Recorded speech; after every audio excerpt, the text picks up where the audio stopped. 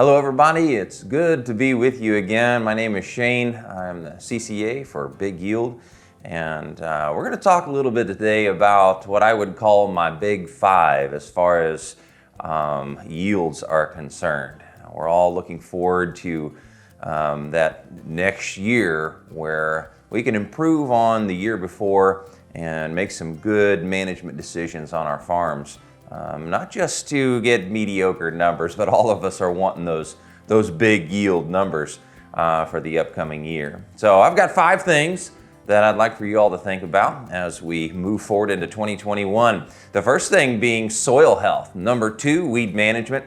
Number 3, seed selection. Number 4, fertility. And number 5, scouting. We've got to give attention to our fields. I take all of those one by one. First of all, our soil health. And I know I preach about this a lot, but we have to have our soils right. And if nothing else, even our pH has to be on in order for our inputs to be taken up the way they need to be taken up. And we can't afford to waste dollars on putting in those inputs only for for it to be washed away in the soils, or for our plants just not have the ability to take it up because our pH is too high, our soil's too alkaline, or our soil is too acidic. So we got to make sure our organic matter is right. We got to make sure that our CEC levels are on point, and so that those cations can be exchanged properly, and so that our plants will have the best opportunity they can in order to grow. Now, I know you guys put a lot of after the plant comes up, you're putting a lot of inputs in, foliar feeds and all of that. But man, if stuff isn't right under the ground, then again, that's just more dollars going to waste. So we have to have good fertility in the soil, a good start in our dirt. So that would be my number one thing before we start anything. If you're renting ground for the first time, if even if you've been farming a particular piece of ground for years, we have to not ignore the elephant in the room, or the elephant in the combine, I guess we may say. So we're asking our questions like, what went wrong here? You got to start with our soil fertility. And the second one, of course, is our weed management. After I think about my soil fertility, what does my weed program look like? Am I using to the best of my ability, am I using the chemistries that will work best in my field and in my management process? And if I'm not, if I'm just kind of staying with the same old same and hoping the weather's perfect in order to get in the field on time and all those things, and not making plans and then contingency plans in order to manage my weeds, then I'm going to have issues. And it doesn't do us any good to blame other things when we know that we've got a weed problem, when we know we've got resistant weeds, which we know those are getting more and more prevalent as the years go by. We've got resistant water hemp. We've got resistant mare's tail. Those things are becoming more and more pesky. It seems like we control the cocklebur early in the season. Lo and behold, it comes back later on. What's our plan for that? What are we going to do to those yield-robbing weeds when they pop up in our fields? All right, have that plan. Know ahead of time what we're going to do in order to manage those things and to eradicate those problems in our fields. Because again, as things build, got the soil health, man, I got all my soil health right, seed selection was great, so on and so forth, and then man, we've got a weed problem all of a sudden, and it's so frustrating, I know, to have those issues. So let's start with the soil health. Let's build to our weed management program and make sure that's what we got. We've got those things correct.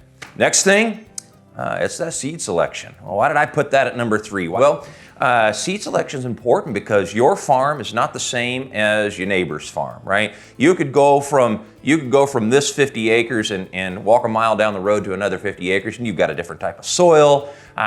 You've got different elevation changes. Your field rut's different than your neighbor's. There's so many different things. How much topsoil you have. So if you could go from one part of the field to the next and find a difference in pH, just imagine how much it can change from a mile down the road or whatever it may be. So what seed I put in that particular soil is going to make a difference. Is it bottom ground?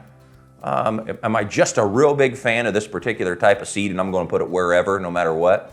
Or am I going to make sure that I'm hedging my bets, I'm spreading my risk as far as my seed selection is concerned, and I've got a good bottom bean, I've got a corn that does better with wet feet if I've got bottom ground. If I've got hilltop ground and I know it dries out, I'm not going to go with that bottom ground corn, even though the year before, like, well, it did great in the bottom ground and made me, 200 bushels, so I'm going to go with it on the top shelf as well. We can't do that. We know that we've got to make the right seed selection for the ground that we're working with. And there's a lot of great genetics out there right now, both in the GMO section and in the non-GMO stuff, right? The non-GMO, there's a lot of good non-GMO corn out there that we can be planting, and the genetics are excellent. The drought guard's excellent on those things. So make sure that we've got the right seed in the right place, and I think that's going to help us in the long run. So our seed selection could have to do with our weed program too, right? Our seed selection could have to do with our weed program in that Roundup has ran its course. The Roundup bean has ran its course in this particular field. I've got too many resistant weeds. I got to go with something else. I'm not telling you guys anything that you don't know or that you haven't thought of, but just make sure, I guess what I'm trying to say is just make sure that you're having these conversations with your seed salesman. Make sure that you're talking to them about the benefits and the strengths and the weaknesses of the particular cultivars that you're putting or you're deciding to put in your field. So we've got the soil health, weed management, and then we're selecting the right seed. And finally, we got, number 4, we've got fertility. And I was like, well, I thought you already talked about soil health. Is fertility different than that? Yes, and I'll tell you why. So in the world of agronomy, they talk about the 4 R's. They preach the 4 R's. So within the 5 points that I'm giving you another 4 points, I guess some sub-points under this heading. So the 4 R's of nutrient management are making sure when we're making our applications, our fertilizer applications, we're being responsible with those, and we've got the right source, the right rate, the right time, and the right place. And so when we think about those things, where's my fertilizer coming from? Right, that's important to all of us, and knowing that it's sourced responsibly, nor that it's sourced correctly, that the numbers are where they need to be as far as making sure that what I'm putting in my field, what's on the bag or what's in the estimation is exactly what I'm putting in my field. I need to know how many pounds of nitrogen per acre that I'm actually putting on, so on and so forth. Right? What is my estimated ECC for my lime, for example.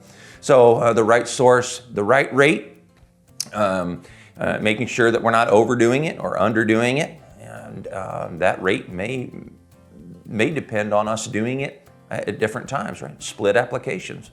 The right time, again, that could be for you, it could be split applications. It could be for corn going all in at the front. And you've got a field that's got good organic matter. It's going to hold on to your input. It's not going to leach or be washed away. So you've got a good place to put it. So source, rate, time, in place. So the 4 R's of nutrient management, those are important. Those are things that we need to be thinking about when it comes to our fertility.